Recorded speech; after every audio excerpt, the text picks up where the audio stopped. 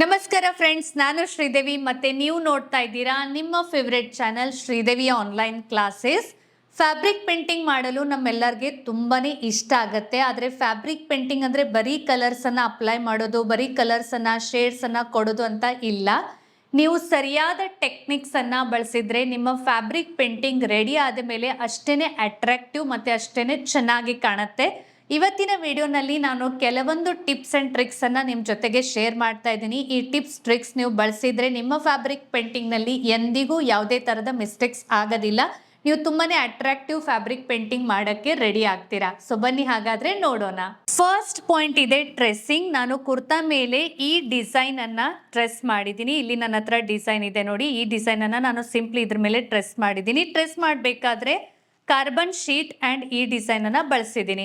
So ಟ್ರೆಸ್ಸಿಂಗ್ ಮಾಡುವಾಗ ಯಾವಾಗಲೂ ನಮ್ಮ ಸರ್ಫೇಸ್ ಏನಿದೆ ಕೆಳಗಡೆ ನೋಡಿ, ನಾನು ಏನೂ ಇಟ್ಕೊಂಡಿಲ್ಲ. ಸರ್ಫೇಸ್ ಕಂಪ್ಲೀಟ್ಲಿ ಫ್ಲ್ಯಾಟ್ ಇದೆ, ಹಾರ್ಡ್ ಇದೆ. ಸೊ ಹಾರ್ಡು ಮತ್ತು ಫ್ಲ್ಯಾಟ್ ಸರ್ಫೇಸ್ ಇದ್ದಾಗ ನಾವೇನು ಟ್ರೆಸ್ಸಿಂಗ್ ಮಾಡ್ತೀವಿ ಆ ಡಿಸೈನ್ ತುಂಬಾ ಡಾರ್ಕ್ ಆಗಿ ಎದ್ದು ಕಾಣುತ್ತೆ.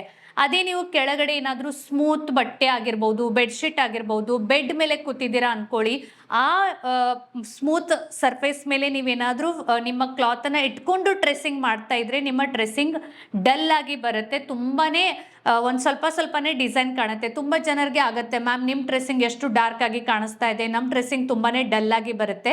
ಸೊ ಅದರದ್ದು ಮೇನ್ ರೀಸನ್ ಇದೇ ಇದೆ. ನೆಕ್ಸ್ಟ್ ಟೈಮ್ ನೀವು ಟ್ರೆಸ್ಸಿಂಗ್ ಮಾಡುವಾಗ ಕೆಳಗಡೆ ನಿಮ್ಮ ಸರ್ಫೇಸ್ ಏನಿದೆ ಅದು ಫ್ಲ್ಯಾಟ್ ಇರಬೇಕು ಮತ್ತು ಸ್ವಲ್ಪ ಹಾರ್ಡ್ ಇರಬೇಕು.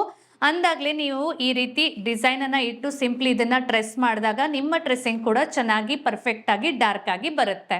ನಮ್ಮ ಫ್ಯಾಬ್ರಿಕ್ ಪೇಂಟಿಂಗ್ ಚೆನ್ನಾಗಿ ಆಗಬೇಕು ಅಂದರೆ ನಾವು ಈ ಥರ ಫ್ರೇಮನ್ನು ಬಳಸಬೇಕು. ಬಟ್ ಸಮ್ ಟೈಮ್ಸ್ ಏನಾಗುತ್ತೆ ಅಂದರೆ ಈ ಫ್ರೇಮನ್ನು ಬಳಸೋಕ್ಕೆ ನಾವು ಯಾವ ರೆಡಿ ಔಟ್ಫಿಟ್ ಮೇಲೆ ಪೇಂಟಿಂಗ್ ಮಾಡ್ತಾ ಇದ್ದೀವಿ ಅದು ಅಡ್ಜಸ್ಟ್ ಆಗೋದಿಲ್ಲ.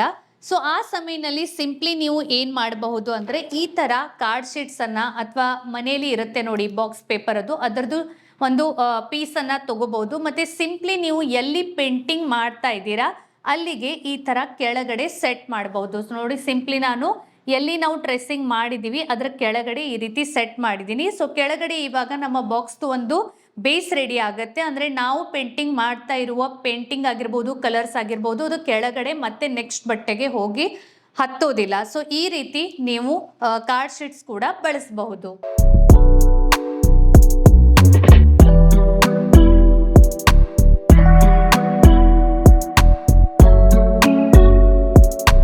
ಫ್ಯಾಬ್ರಿಕ್ ಪೇಂಟಿಂಗ್ ಮಾಡಲು ತುಂಬ ಜನರಿಗೆ ಫ್ಲ್ಯಾಟ್ ಬ್ರಷ್ ಬಳಸಬೇಕಾ ಅಥವಾ ರೌಂಡ್ ಬ್ರಷ್ ಬಳಸಬೇಕಾ ಅನ್ನೋ ಕನ್ಫ್ಯೂಷನ್ ಆಗುತ್ತೆ. ಫ್ಯಾಬ್ರಿಕ್ ಪೇಂಟಿಂಗಾಗಿ ಎರಡೂ ಬ್ರಷಸ್ ತುಂಬಾ ಇಂಪಾರ್ಟೆಂಟ್ ಇದೆ. ನೀವು ಪೇಂಟಿಂಗ್ ಮಾಡ್ತಾ ಇರುವ ಜಾಗ ಏನಿದೆ, ಏರಿಯಾ ಇದೆ, ಅದು ತುಂಬಾ ಚಿಕ್ಕದಾಗಿ ಇದ್ದರೆ ನೀವು ರೌಂಡ್ ಬ್ರಷನ್ನು ಬಳಸಬಹುದು.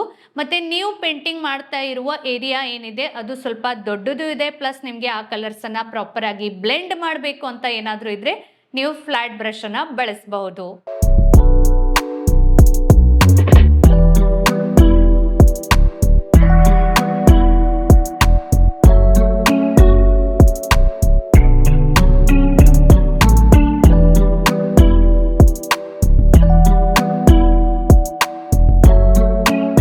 ಕಲರ್ಸನ್ನು ಅಪ್ಲೈ ಮಾಡುವಾಗ ನಮ್ಮ ಬ್ರಷದ ಟಿಪ್ಸ್ ಏನಿದೆ ಅದು ಚೆನ್ನಾಗಿ ಯಾವಾಗಲೂ ರೀನ್ಸ್ ಇರಬೇಕು ಅಂದರೆ ಏನು ಅಂದರೆ ನಾವೇನು ಮಾಡ್ತೀವಿ, ಕಲರ್ಸನ್ನು ಪೇಂಟ್ ಮಾಡುವಾಗ ವಾಟರನ್ನು ಬಳಸ್ತೀವಿ.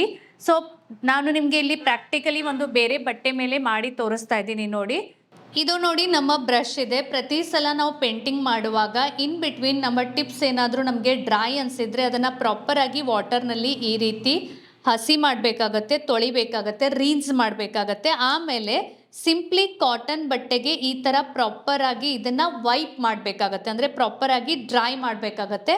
ಆಮೇಲೆ ನಾವು ನೆಕ್ಸ್ಟ್ ಪೇಂಟನ್ನು ಈ ರೀತಿ ತೊಗೊಂಡು ನಾವು ಈ ರೀತಿ ಅಪ್ಲೈ ಮಾಡಬೇಕು. ಸೊ ಸಿಂಪ್ಲಿ ಒಂದು ರಫ್ ಬಟ್ಟೆ ಮೇಲೆ ನಾನು ನಿಮಗೆ ತೋರಿಸ್ತಾ ಇದ್ದೀನಿ. ಬಿಕಾಸ್ ತುಂಬ ಜನ ಏನು ಮಿಸ್ಟೇಕ್ ಮಾಡ್ತಾರೆ ಅದನ್ನು ಕೂಡ ತೋರಿಸ್ತೀನಿ ನಿಮಗೆ. ಇವಾಗ ನಾನು ತೋರಿಸ್ತಾ ಇರೋದು ಕರೆಕ್ಟ್ ಮೆಥಡ್. ಸೊ ನೋಡಿ ಎಷ್ಟು ಚೆನ್ನಾಗಿ ಕಲರ್ಸು ಅಪ್ಲೈ ಆಗ್ತಾ ಇದೆ. ಓಕೆ, ಸಿಂಪ್ಲಿ ಒಂದು ಫ್ರೀ ಹ್ಯಾಂಡ್ ಡಿಸೈನ್ನಲ್ಲಿ ನಾನು ಫ್ಲವರ್ ತೋರಿಸ್ತಾ ಇದ್ದೀನಿ. ಸೊ ಎಷ್ಟು ಚೆನ್ನಾಗಿ ಪೇಂಟ್ ಏನಿದೆ ಅದು ಡಿಸೈನ್ ಡ್ರಾ ಆಗುತ್ತೆ. ಬಟ್ ಇಲ್ಲಿ ತುಂಬ ಜನ ಏನು ಮಾಡ್ತಾರೆ ಅಂದರೆ ಬ್ರಷಸನ್ನು ನಾವು ಯಾವಾಗ ರೀನ್ಸ್ ಮಾಡಬೇಕು ಅಲ್ವಾ, ಆವಾಗ ಈ ರೀತಿ ಅದನ್ನು ವಾಟರ್ನಲ್ಲಿ ಡಿಪ್ ಮಾಡ್ತಾರೆ. ಆದರೆ ಇಲ್ಲಿ ನೋಡಿ ಇವಾಗ ನಮ್ಮ ಬ್ರಷದ ಟಿಪ್ನಲ್ಲಿ ತುಂಬ ವಾಟರ್ ಇದೆ. ಇದನ್ನು ಅವರು ಏನು ಮಾಡ್ತಾರೆ, ಚೆನ್ನಾಗಿ ಕಾಟನ್ ಬಟ್ಟೆಗೆ ವೈಪ್ ಮಾಡೋದೇ ಇಲ್ಲ. ಸಿಂಪ್ಲಿ ಈ ರೀತಿ ಮಾಡಿ ಆ ನೀರನ್ನು ಹಾಗೇ ಕ್ಯಾರಿ ಮಾಡಿ ಹಾಗೇ ಪೇಂಟ್ ಮಾಡೋಕ್ಕೆ ನೋಡ್ತಾರೆ. ಸೊ ಆ ರೀತಿ ಮಾಡಿದಾಗ ನಮ್ಮ ಕಲರ್ ಏನಿದೆ ಅದು ಸ್ಮಜ್ ಆಗೋಕ್ಕೆ ಶುರು ಆಗುತ್ತೆ. ಈಗ ನೋಡಿ ಬ್ರಷದ ಟಿಪ್ನಲ್ಲಿ ನೀರು ಇದೆ, ಹೀಗಾಗಿ ನಾನು ಏನು ಕಲರ್ಸ್ ಬಳಸ್ತಾ ಇದ್ದೀನಿ ಅದು ಚೆನ್ನಾಗಿ ಬರ್ತಾನೆ ಇಲ್ಲ. ಮತ್ತು ಕಲರ್ ಏನಾಗುತ್ತೆ ಅಂದರೆ ಸ್ಮಜ್ ಆಗೋಕ್ಕೆ ಶುರು ಆಗುತ್ತೆ. ಸ್ಮಜ್ ಅಂದರೆ ನಮಗೆ ಎಲ್ಲಿ ಪೇಂಟ್ ಮಾಡಬೇಕು ಆ ಪೇಂಟದ ಜಾಗ ಬಿಟ್ಟು ಹೊರಗಡೆ ಹೋಗೋಕ್ಕೆ ಶುರು ಆಗುತ್ತೆ. ಸೊ ಈ ರೀತಿ ತುಂಬ ಜನ ನನಗೆ ಕ್ವಶನ್ ಕೇಳ್ತಾರೆ, ಮ್ಯಾಮ್ ನಮ್ಮ ಕಲರ್ ಸ್ಮಜ್ ಆಗ್ತಾ ಇದೆ, ನಮ್ಮ ಕಲರ್ ಚೆನ್ನಾಗಿ ಅಪ್ಲೈ ಆಗ್ತಾ ಇಲ್ಲ, ಇದು ನೋಡಿ ಹೇಗೆ ಏನು ಅಂತ. ಸೊ ಡಿಯರ್, ಅದರ ಅರ್ಥ ಅಂದರೆ ನೀವು ನೀರಲ್ಲಿ ಯಾವಾಗ ಬ್ರಷನ್ನು ಡಿಪ್ ಮಾಡ್ತೀರಾ ಅದರ ನಂತರ ನೀವು ಈ ಕಾಟನ್ ಬಟ್ಟೆಗೆ ಪ್ರಾಪರಾಗಿ ನಿಮ್ಮ ಬ್ರಷಸ್ಸನ್ನು ವೈಪ್ ಮಾಡಿಲ್ಲ ಅಂತ ಅರ್ಥ ಆಗುತ್ತೆ. ಸೊ ಪ್ರತಿ ಸಲ ನೀವು ಬ್ರಷನ್ನು ಈ ರೀತಿ ನೀರಲ್ಲಿ ಡಿಪ್ ಮಾಡಿದಾಗ, ಒಂದು ಕಾಟನ್ ಬಟ್ಟೆ ನಿಮ್ಮ ಹತ್ರ ಈ ರೀತಿ ಒಂದು ರಫ್ ಬಟ್ಟೆನ ಇಟ್ಕೊಳ್ಳಿ.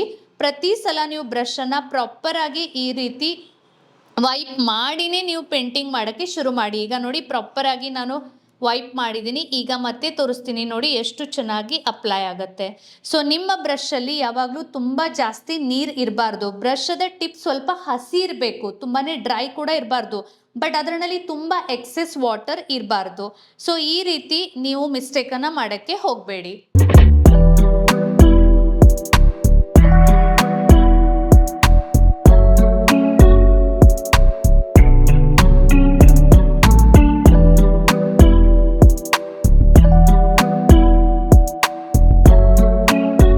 ಪೇಂಟಿಂಗ್ ನಮ್ಮದು ಕಂಪ್ಲೀಟ್ ಆಗಿದೆ.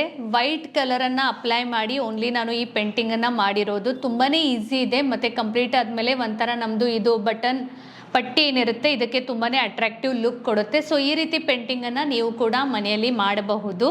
ಸೊ ಆಲ್ರೆಡಿ ನಾನು ಟಿಪ್ಸ್ ಆ್ಯಂಡ್ ಟ್ರಿಕ್ಸನ್ನು ಹೇಳಿದ್ದೀನಿ. ಇನ್ನೂ ಡೀಟೇಲ್ ಆಗಿ ಫ್ಯಾಬ್ರಿಕ್ ಪೇಂಟಿಂಗನ್ನು ಕಲಿಬೇಕು ಅಂದರೆ ನಮ್ಮದು ತಂಜೋರ್ ಸ್ಟೈಲದ ಫ್ಯಾಬ್ರಿಕ್ ಪೇಂಟಿಂಗದ ಕ್ಲಾಸಸ್ ನಡೀತಾ ಇದೆ.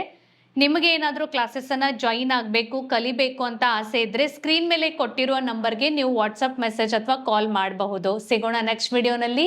ಬಾಯ್ ಬಾಯ್.